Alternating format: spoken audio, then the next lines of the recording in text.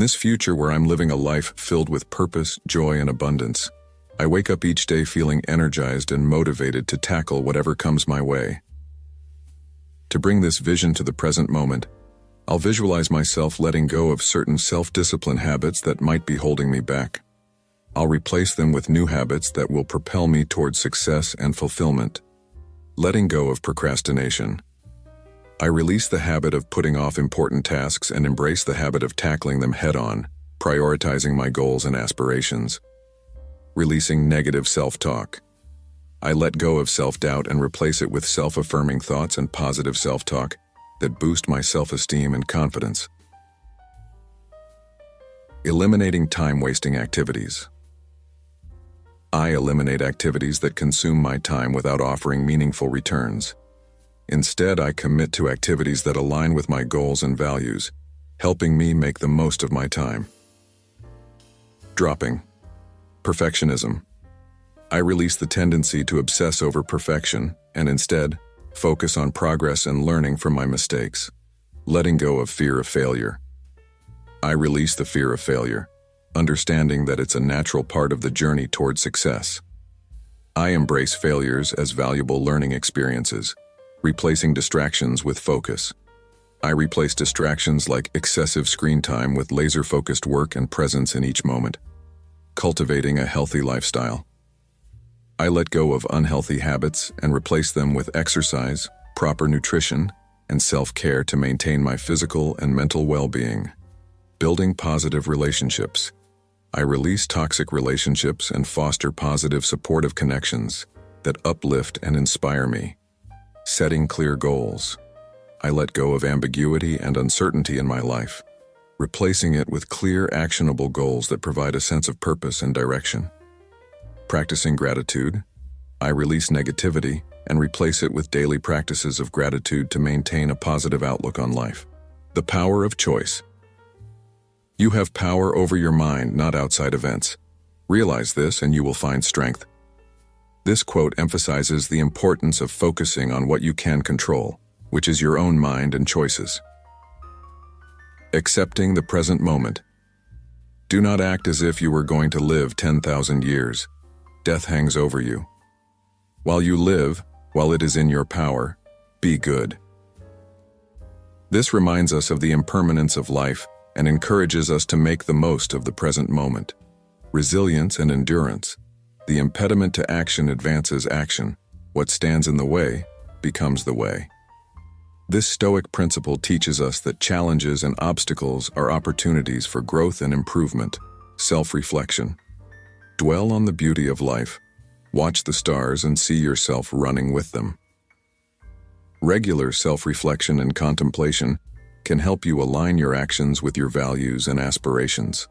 Moderation and balance. If you are pained by any external thing, it is not this thing that disturbs you, but your own judgment about it. And it is in your power to wipe out this judgment now. Marcus Aurelius emphasizes the role of our judgments in our reactions to external events, highlighting the importance of maintaining a balanced perspective. Duty and responsibility. Our life is what our thoughts make it. This quote underscores the significance of taking responsibility for our thoughts and actions as they shape our life's outcomes. The virtue of patience. Be like the promontory against which the waves continually break, but it stands firm and tames the fury of the water around it. Cultivating patience and resilience in the face of adversity is a hallmark of self-discipline, maintaining inner tranquility. You have power over your mind, not outside events. Realize this, and you will find strength. This reminds us that our inner peace and tranquility are within our control, regardless of external circumstances. Avoiding distractions. The first rule is to keep an untroubled spirit. The second is to look things in the face and know them for what they are. To maintain self-discipline, it's crucial to confront reality as it is and not succumb to distractions or denial. Continuous self-improvement. The universe is change. Our life is what our thoughts make it. This teaches us the importance of adapting and continuously improving ourselves in response to life's ever-changing nature. Tough times make you feel as if your whole world has come to a halt. Life never stops moving and evolving. Time does heal, and you will find yourself moving again, but you will need to do it in your own way.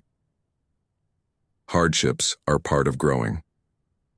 A crisis can make you better, but only if you have the right mindset. Some lessons can include: to become stronger, learn to let go of the past, communicate more clearly, trust your gut feeling, to forgive and grow. Life is a blessing. Do not forget to keep enjoying it. We have little control over most of the external circumstances, but what we do have control over is the way we react. Life is fragile. Spend your time wisely and appreciate life.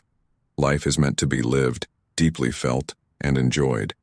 Science is showing that taking on challenges stimulates cell growth in the brain. This helps us cope and build resilience. The starting point of any new pursuit is critical. No personal success, achievement, or goal can be realized without self-discipline. It is singularly the most important attribute needed to achieve any type of personal or professional excellence or outstanding performance.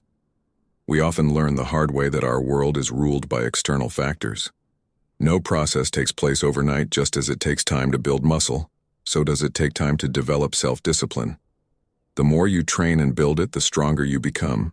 Discipline is the fundamental action, mindset, and philosophy which keeps human in a routine and making progress towards whatever he or she is pursuing. Philosophy is not just about talking or reading dense books. It is something humans have used throughout history to reach their personal and professional achievements. This wisdom is still there, and Stoicism is considered the most practical of all philosophies. What is Stoicism? Stoicism was founded in Athens in the early 3rd century BC.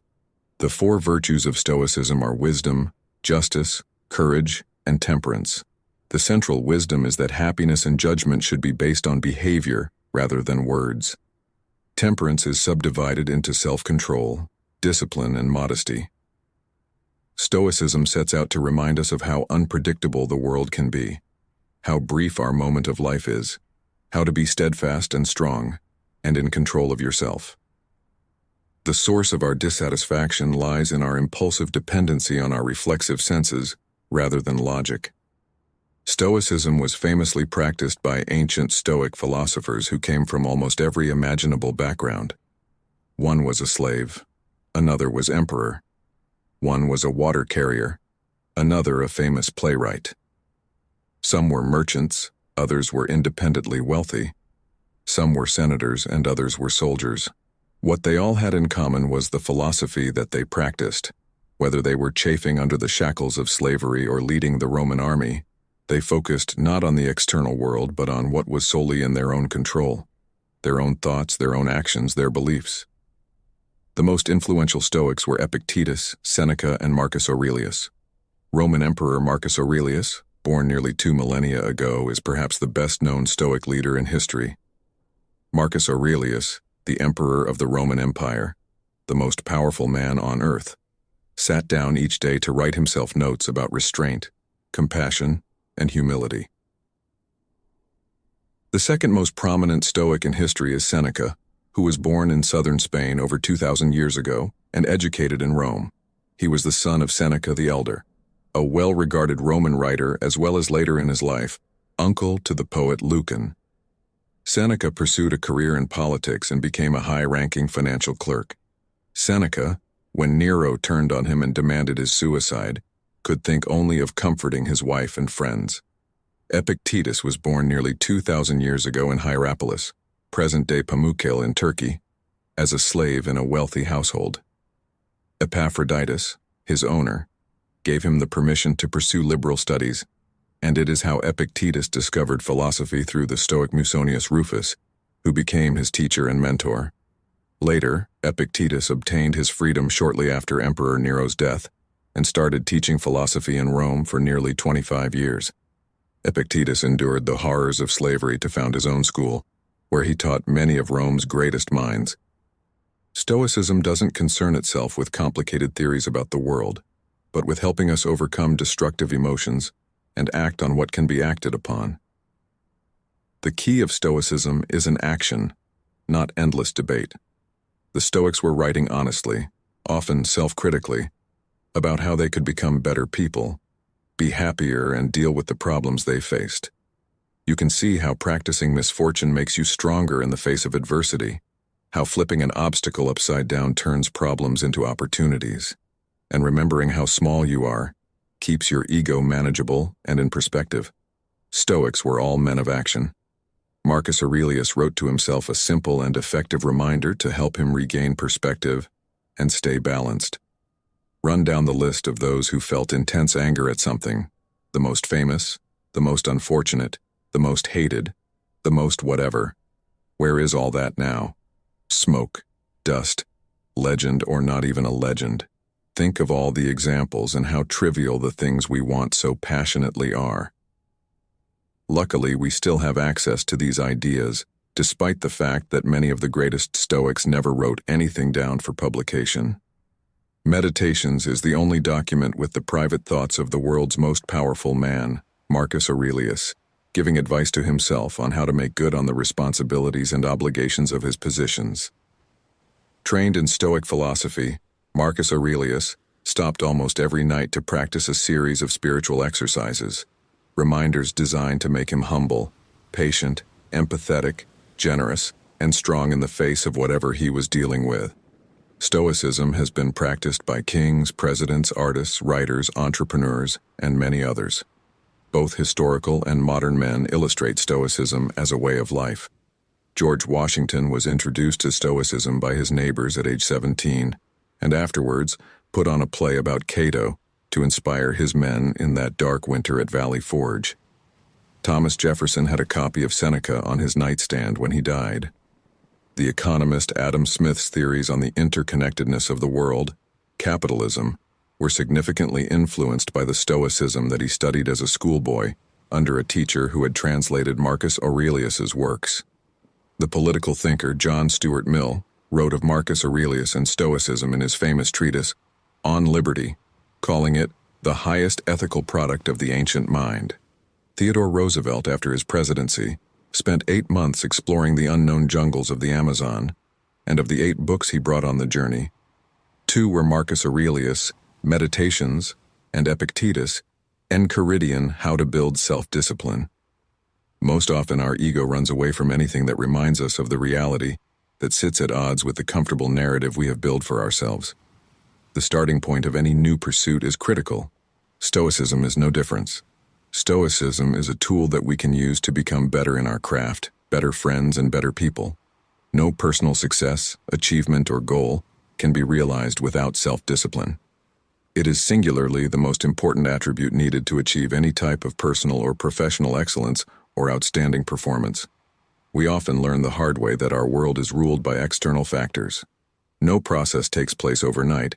Just as it takes time to build muscle, so does it take time to develop self-discipline. The more you train and build it, the stronger you become. Self-discipline is an essential element of Stoic philosophy. Stoicism is about self-discipline, not authoritarianism. The Stoics remind us that we have no idea what other people are struggling with, and we have no idea what their inner life is like. If we did, we would not judge them.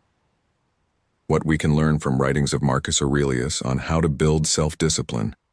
Marcus Aurelius held one of, if not the most, powerful positions in the world at the time, and if he chose to, nothing would be off limits. Marcus Aurelius practiced Stoicism, and he was devoted the student of philosophy of Stoicism. During his rule, Aurelius found the time construct a series of autobiographical writings, now known as the Meditations, and in these writings offered a number of key insights on how to build self-discipline. Marcus Aurelius says, I have to go to work, as a human being. What do I have to complain of if I'm going to do what I was born for, the things I was brought into the world to do? Or is this what I was created for? Marcus Aurelius believed that we all have a purpose, something that we were created for. It is our duty to carry out that purpose because it is purpose that gets you out of the bed each morning. If you have a clear understanding of your goals and how your tasks fit within them, you are much more likely to complete those goals. The biggest source of self-discipline is to have a reason to do the task. If you don't know what to do, just start. If you want to be a writer, write every day. Anything you want to do, you don't need any motivation or advice.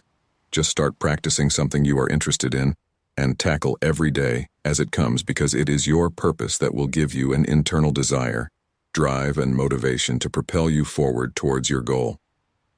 Self-discipline is about finding compelling reasons to do something, then committing yourself to see that task or activity through to the very end. Count on yourself. According to Marcus Aurelius, you should turn your desire into stone, quench your appetites, keep your mind centered on itself.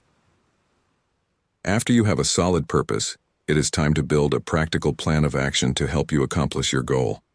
You shouldn't just to commit to your goals, but commit to all the little actions you will take along the way in the pursuit of those goals. We must be fully committed, doing whatever it takes to get the job done. Not matter what, challenges get in the way.